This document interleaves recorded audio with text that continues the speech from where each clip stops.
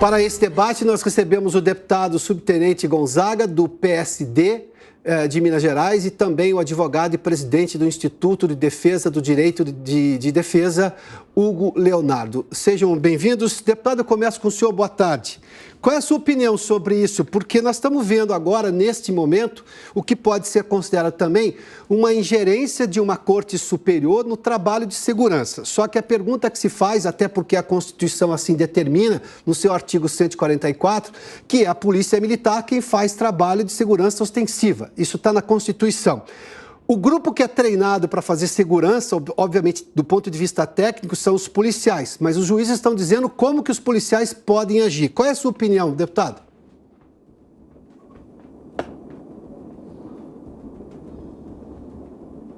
Alô, deputado, o senhor nos ouve? Nós estamos sem som, deputado. Por gentileza, acho que está mutado o seu microfone. Por gentileza, se eu puder alterar. O senhor me ouve agora? Nós estamos com um problema. Vamos tentar só reconectar. Hugo, por gentileza, eu começo com você também, então, agora. Levando-se em conta essa situação, qual é a sua opinião sobre este assunto, dessa decisão de uma corte superior em relação ao trabalho de campo, de dia a dia da polícia, que é justamente quem é treinado a fazer segurança ostensiva, no caso, a Polícia Militar? Boa tarde, Adalberto Piotto. Boa tarde ao deputado subtenente Gonzaga. Boa tarde aos espectadores. Na verdade, Piotto, eu gostaria só de esclarecer uma outra premissa, que é o seguinte: não é que o policial está proibido de fazer abordagens. O que decidiu o Superior Tribunal de Justiça, e aliás é o que já está no Código de Processo Penal e na Constituição Federal, é que o policial não pode abordar qualquer pessoa sem que haja uma situação objetiva, que se verifique estar acontecendo ali um crime. É só isso que o Superior Tribunal de Justiça decidiu. E isso não há nenhuma novidade, quer dizer, já está esse regramento no Código de Processo Penal, está inscrito isso na Constituição Federal, haja vista todos os direitos e garantias individuais, e inclusive, Piotto, é importante mencionar que a própria a Corte Interamericana de Direitos Humanos, em 2020, tomou uma decisão exatamente no mesmo sentido, no caso Fernandes Prieto e Tumbeiro versus Argentina. Nós participamos como amicus curiae nesse caso e a Corte deu ganho de causa, condenando o governo da Argentina e anulando um caso em que agentes da Força de Segurança daquele país fizeram abordagem com base única e exclusivamente no tirocínio policial. Então não há nenhuma proibição de que a polícia faça o seu trabalho ou de que a polícia faça o seu trabalho de repressão aos delitos. O que há é que policiais devem observar de forma objetiva uma atividade suspeita e que, de fato, leve à conclusão de que haja, naquele momento, a prática de um crime. Tá, mas vamos lá, doutor, porque é muito tênue, então, a decisão do Superior Tribunal de Justiça. Porque o policial pode, obviamente, diante de todas as informações que ele tem, considerar que ali, naquele momento, há necessidade de uma abordagem, e ele vai fazer a abordagem, ele pode encontrar aquilo que ele imaginava ser suspeito ou não. Óbvio que ninguém está defendendo aqui excessos policiais, ainda mais quando baseados em questões socioeconômicas ou de raça e por aí vai. Ninguém está falando disso, nós estamos falando de como é que o policial vai saber quando realmente ele vai ser entendido pela justiça lá na frente, quando ele fez o trabalho dele certo ou não. Porque, obviamente, ele parte de indícios. Os indícios podem ser confirmados ou não. Se não forem confirmados, a pessoa é liberada. Se for confirmada, ela vai ser levada a uma delegacia, porque ela vai ser indiciada, porque ela acabou de ser presa, porque obviamente foi encontrada alguma coisa. Mas do jeito que está, eu trago uma noção de insegurança para o trabalho policial que é muito difícil hoje. O policial hoje já convive com a realidade de ele prender a justiça soltar, sem muita justificativa. A gente viu aí traficantes de renome aí, extremamente poderosos, sendo soltos pela justiça, que depois volta 2 dias atrás, mas aí a pessoa já foi solta. Essa questão não está muito tênue, doutor? Piotto, na verdade é o seguinte: a polícia deve fazer a prisão. Nós temos 2 tipos de polícias no Brasil: a polícia de repressão, que são as polícias militares, e as polícias judiciárias, que são polícias federais, polícias civis dos estados. A polícia de repressão, a polícia que faz a repressão na rua, ela deve agir quando tiver ocorrendo um crime em flagrante delito. Se houver uma suspeita de que haja um concerto para a prática de crimes, é um trabalho de investigação. E aí a polícia deve investigar e deve obter autorização judicial para violar direitos e garantias individuais. Isso é importante pelo seguinte: nós temos uma estatística a partir dos dados das Secretarias de Segurança Pública do Brasil, dos estados, de que apenas 1% das abordagens policiais geram prisões em flagrante. E no estado de Nova York, 12% geravam. E ainda assim, o estado de Nova York, nos Estados Unidos, foram condenados na Corte Constitucional e essas abordagens foram consideradas ilegais. Portanto, essas abordagens, do ponto de vista da repressão de delitos de inteligência policial, elas são uma falácia, elas não geram combate à criminalidade. Isso é muito importante mostrar para o espectador. Deputado Subtenente Gonzaga, o senhor me ouve bem agora? Por gentileza, qual a sua opinião sobre esse assunto? Olha, primeiro, boa tarde, Piotr, boa tarde, doutor Leonardo. Obviamente que nós estamos diante de uma análise do direito posto que condiciona no Código de Processo Penal a busca como instrumento de prova. Talvez seja isso que nos leve, que tenha levado, inclusive, também o STJ a esta compreensão. Nós, naturalmente, discordamos do ponto de vista, doutor Leonardo, no papel da polícia. A polícia ostensiva, que ele chamou de repressiva, ela tem a função principal da prevenção da violência e criminalidade a partir do policiamento e também a atribuição constitucional da manutenção da ordem pública. E essa discussão de que pode ou não pode fazer a busca pessoal, ela, na nossa compreensão, de fato, o STJ não falou que está proibido fazer, mas ele invalidou o resultado dela. Por quê? O que o STJ disse, que o doutor Leonardo também sustenta, é que ao policial não é dado direito à fundada suspeita. Ele não tem o direito de, a partir dos elementos que ele tenha, que ele usou aí a expressão inteligência policial, para que serve a inteligência policial ou a coleta de informações, o volume de informações, de conhecimento que a polícia tem para a prevenção, se, ainda que ele tenha informações suficientes da possibilidade do risco de um crime, ele sequer possa fazer abordagem por consequência à busca pessoal. Então, o que nós estamos discutindo e queremos discutir no âmbito do CPP é rever esse papel da polícia preventiva. Ou é uma polícia preventiva, ou é aquilo que alguns chamam da síndrome do espantalho, né? Do mito do espantalho, como se apenas a presença do policial fosse suficiente para evitar o crime. Então, ou é uma polícia preventiva, que eu não gosto muito dessa identificação de polícia repressiva. A repressão ela é consequência da atuação do Estado e ela acontece em vários momentos. Você não tem uma polícia só repressiva, só preventiva. Você tem a polícia judiciária que, na sua essência, quando ela nasceu com uma polícia vinculada ao Poder Judiciário, que cumpria as diligências emanadas pela Justiça, pelo Poder Judiciário. Daí ser identificado como polícia judiciária. Agora, a polícia preventiva, a polícia ostensiva, eu desafio qualquer um a dizer que qual lugar do mundo que você faz, de fato, prevenção sem o arbítrio da abordagem. Então, o que nós advogamos é de que a lei precisa de mudar para que o Código de Processo Penal, mais especificamente, para reconhecer a busca pessoal como instrumento da prevenção e legitimar o agente do Estado para fazer. Hoje, a Justiça reconhece que uma ligação de um DDU, de uma ligação anônima para o serviço que todos os estados implementaram, das denúncias anônimas, elas geram ao direito à fundada suspeita, elas seriam elementos da fundada suspeita. Um cidadão que chama o policial através do telefone, ou que bate no capô da viatura, ou que chama ele na rua, legitima a busca pessoal, porque o cidadão diz que está correndo risco. Agora, o policial, mesmo que dotado das informações que o leve a um flagrante, como são os casos que nós estamos falando, porque o que o STJ fez foi anular uma condenação baseado no princípio de que o policial não tinha o direito, o arbítrio da fundada suspeita, mas a materialidade de autoria estava provada. E nós estamos falando de um caso, não é o primeiro, é apenas o último. Então, nós discordamos. Ou o Estado de fato, tenha que ter eficácia, eficiência e eficácia para fazer a prevenção e reconheça que a abordagem e a busca é um desses instrumentos, ou nós vamos, o famoso enxugar gelo. Nós temos que decidir em nome de quem que o Estado, de fato, quer atuar. Eu não uso, não gosto desse conceito de cidadão de bem, cidadão do mal, mas nós temos aquele que está praticando um delito e aquele que está sendo vítima de um delito. Então, essa proposta, essa interpretação dada, e o doutor Leonardo corrobora com ela é uma tese interessante, mas ela protege o criminoso.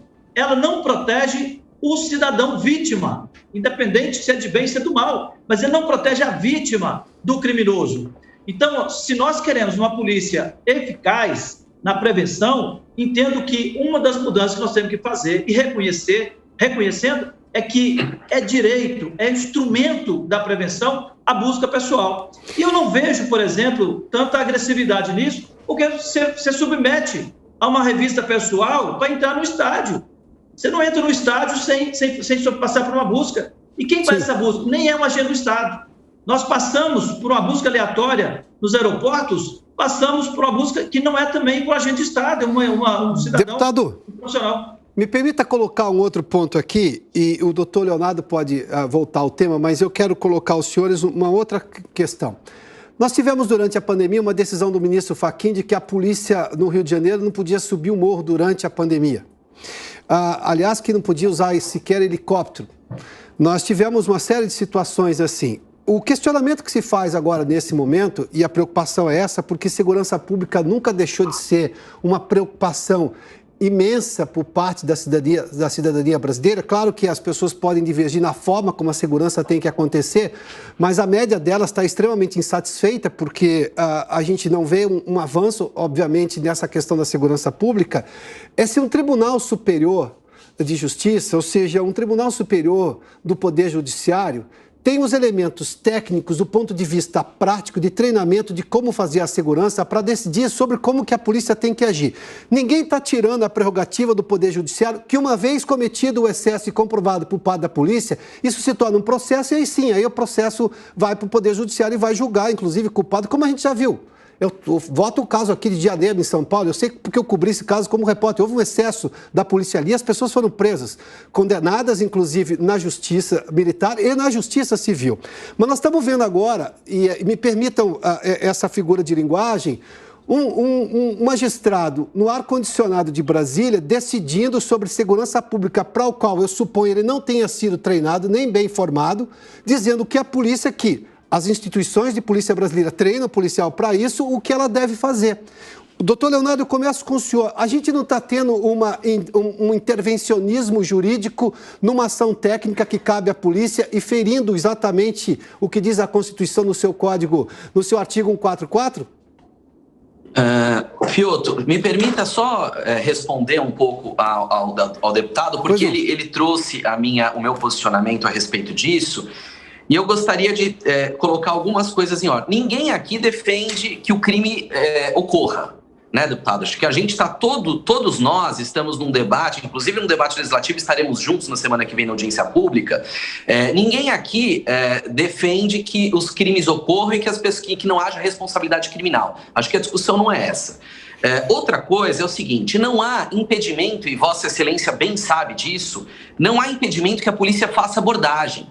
A polícia, basta que ela fundamente depois no BOPM, que o senhor tão bem conhece, porque é tenente, e depois fundamente quais foram os aspectos objetivos que levaram àquela abordagem ou àquela prisão. Coisa absolutamente natural no mundo todo.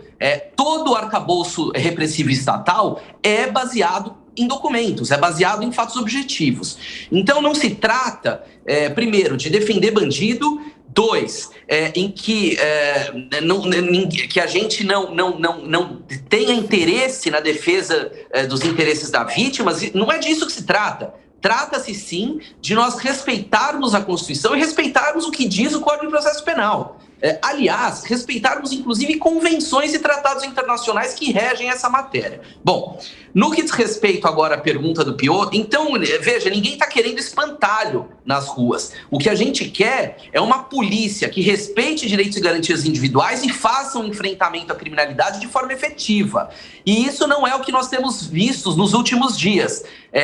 Reinstauraram, muito depois do nazismo no Brasil, a câmera de gás em plenas ruas, diante de todos os holofotes, diante das câmeras de televisão. Então, nós realmente estamos vivendo... Você está pegando um fato para caracterizar... Por gentileza, só um minutinho, o senhor falou bastante, só um minutinho, por gentileza, deixa eu concluir meu raciocínio. Então, trata-se sim de nós termos critérios legais, e agora eu já entro e respondo a pergunta do Adalberto Piotr. Piotr, eu também discordo veementemente do fato de que o ministro Schietti esteja no ar-condicionado do seu gabinete e procure entender muito mais de estratégia policial do que as polícias que estejam na rua no enfrentamento da criminalidade. Não, o que o ministro Schietti fez foi simplesmente fazer o que ele tem que fazer. Quer dizer, uma reserva de jurisdição, um crivo de constitucionalidade e de convencionalidade, inclusive, à luz do que diz o Código de Processo Penal, no seu artigo 244. E quanto à decisão do Fachin, que não impediu operações policiais, simplesmente disse que as operações policiais deveriam ser previamente comunicadas ao Ministério Público, porque diz isso a Constituição Federal. O Ministério Público é uma instituição instituída para a efetivação do controle da atividade policial, e assim tem que ser. Pois não. E não precisamos dizer, sobretudo, que a polícia no Brasil precisa de controle. Existem excelentes policiais, eu não estou aqui generalizando, mas nós temos assistido condutas de policiais que nos fazem regredir na escala zoológica da humanidade. Obrigado, doutor. Deputado, por gentileza. Não tem como fugir das observações do Dr. Leonardo, e ele estará na audiência pública, a convite meu, inclusive, na audiência pública semana que vem para discutir esse tema. Mas se anula-se, se diz que, mesmo com materialidade de autoria, o fato de ter sido um arbítrio do policial fazer a busca não é suficiente para levar à condenação, então, ainda que ele não esteja proibindo a busca, porque ele realmente não fez isso na sentença dele, ele está dizendo para todo mundo, não adianta você fazer uma busca se você não tiver previamente uma confirmação. Então, não é ação preventiva, essa é uma ação do processo. Por isso que a minha proposta é reescrever no Código as condicionantes para abordagem. Porque se nós continuarmos com apenas o que está no Código de Processo Penal hoje, nós temos o risco de consolidar a tese do ministro Schietti e aí, de fato, não ter condições da polícia de fazer nenhuma busca. Ela será ineficaz. Ela poderá fazer, mas será ineficaz. E daqui a pouco virá alguém querendo responsabilizar via lei de abuso de autoridade policial que fizer uma busca e não conseguir provar que, de fato, nós tivemos. Isso é um debate interessante e nós queremos enfrentá-lo. Eu estou provocando esse debate exatamente porque nós vamos enfrentá-lo. Com relação à decisão do ministro Fachin, eu considero ela totalmente equivocada. Os parâmetros das operações, da ação policial, está na Constituição, está no Código de Processo Penal, está no Código Penal, está na legislação. Então, não caberia. Está errado quem pediu, que foi o partido político que pediu ao Supremo, e está errado o ministro Fachin de estabelecer uma proibição, porque não tem uma ação correspondente com o criminoso. Não teve nenhuma ação por parte do Supremo que dissesse para o bandido, não pratique mais crime, não se organize mais. Então, essa questão de que tem que comunicar é muito interessante quando a gente analisa operações policiais na perspectiva de medidas cautelares, que tem uma investigação, tem um processo, e aí você tem tudo mapeado, a inteligência funcionou, a investigação, e aí você tem tudo resolvido, é apenas fazer a operação de busca e apreensão ou prisão. No caso da atividade preventiva, ela é dinâmica, e você pode ter que desencadear uma operação, uma ação, que você pode chamar de operação ou de ação, ela pode ser desencadeada por uma ligação do 190, por um apelo da população. Então, nós não podemos confundir o controle externo, que as polícias estão submetidas pela Constituição ao Ministério Público, com uma dinâmica diária de atuação da polícia no combate ao crime e na prevenção do crime. Pois não. Então, erra o ministro, porque não teve nenhuma ação correspondente que inibisse o crime organizado instalado no Rio de Janeiro, que é o caso específico, que ele não deu essa decisão para todos os estados. Aqui em Minas, nós não vivemos a realidade do Rio de Janeiro, do ponto de vista das operações, dos resultados. Minas, temos um resultado de nos orgulhar, seja na vitimização policial, seja na letalidade policial, é o estado com a menor letalidade policial, de acordo com os dados estatísticos. Então, nós vivemos realidade diferente em termos de estado de Minas e estado do Rio de Janeiro. Mas erra o ministro, porque ele impede a atuação, ele inibe a atuação, sem uma ação correspondente por parte que pudesse inibir também os bandidos de praticar o crime e o crime organizado de organizar. Mas, senhores, eu vou lhes dar mais 1 minuto, por gentileza, para suas considerações finais acerca desse tema que vai continuar no debate na semana que vem. Doutor Leonardo, por gentileza, 1 minuto. Olha, eu gostaria de dizer que um país civilizado, ele deve ter regras jurídicas. Regras jurídicas claras de como a investigação deve acontecer. Uma operação policial, ela deve acontecer com base em estratégia e inteligência. Aliás, pegando um gancho da fala do deputado, que ele, acho que ele confundiu o que eu chamei de tirocínio com inteligência. Tirocínio é o oposto de inteligência. Tirocínio policial é aquele subjetivismo do policial que ele não consegue demonstrar objetivamente as razões pelas quais levou aquele sujeito a realizar uma abordagem. E aí são critérios racistas, classistas e outros istas que tanto assolam as populações mais pobres e vulneráveis das grandes cidades brasileiras.